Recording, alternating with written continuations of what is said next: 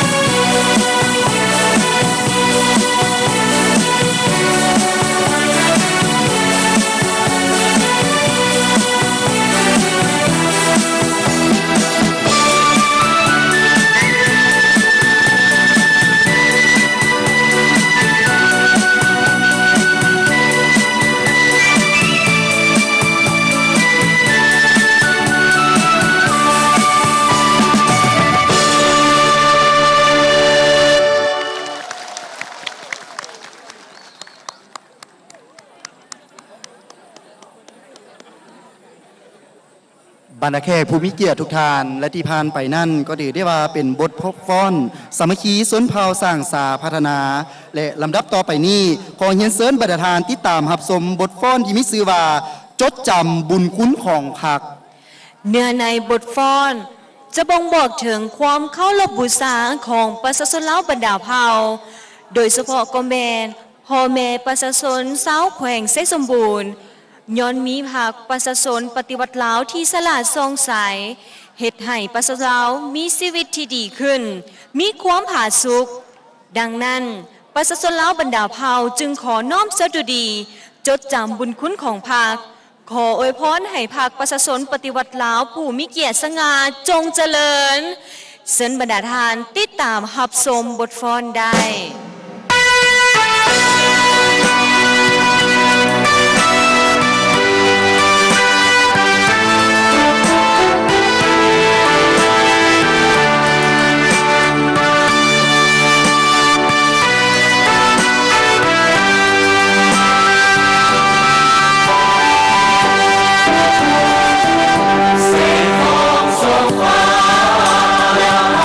มีสีสดใส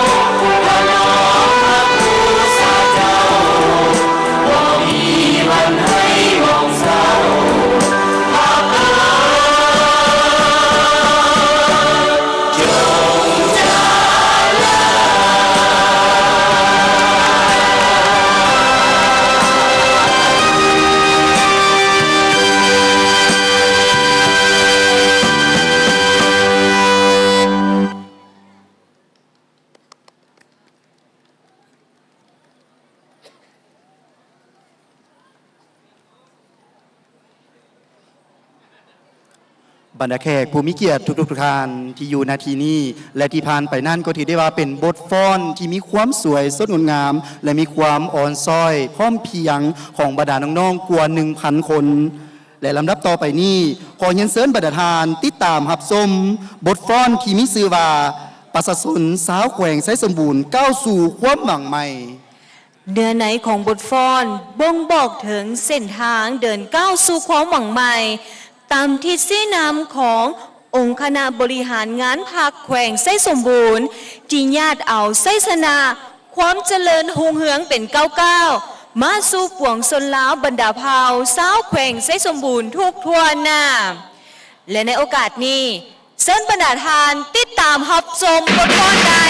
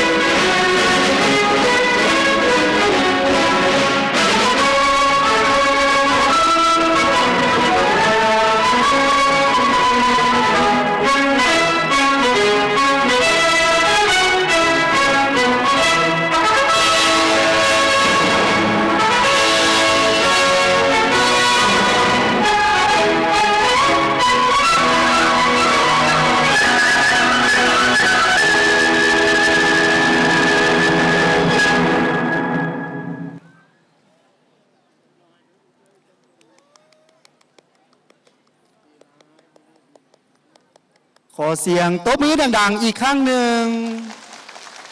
ให้กับการแสดงที่ผ่านพ้นไปเมื่อกี้นี้และลำดับต่อไปนี้ถือได้ว่าเป็นลำดับของการแสดงบทฟ้อนบทสุดท้ายก็คือไสสมบูรณ์มวลซืนปองดองบทฟ้อนดังกล่าวนี้เนาะบ่งบอกถึงชีวิตใหม่ที่สดใสมีความอุดมสมบูรณ์ที่ยามใดพ่อแม่พี่น้องสาวไสสมบูรณ์ทุกชนเผ่าก็มีสติตั้งหน้าปฏิบัติตามแผนนโยบายสร้างสรรค์พัฒนาให้นับมือนับเจริญหุ่งเหืองภายใต้การนำพาของพรรคประชาชนปฏิวัติลาวและโดยเฉพาะแมนภายใต้แผนนโยบายขององค์คณะบริหารงานพรรคแขวงไสสมบูรณ์ที่สลาดซองใสนำเอาความสามัคคีปองดองถูกส้นเผามาเต้าโฮมเป็นหนึ่งเดียวและในโอกาสนี้เชิญบรรดาทานติดตามรับชมบทฟ้อนที่มีชื่อว่าประชาชนสาวไสสมบูรณ์มวลซืนปองดอง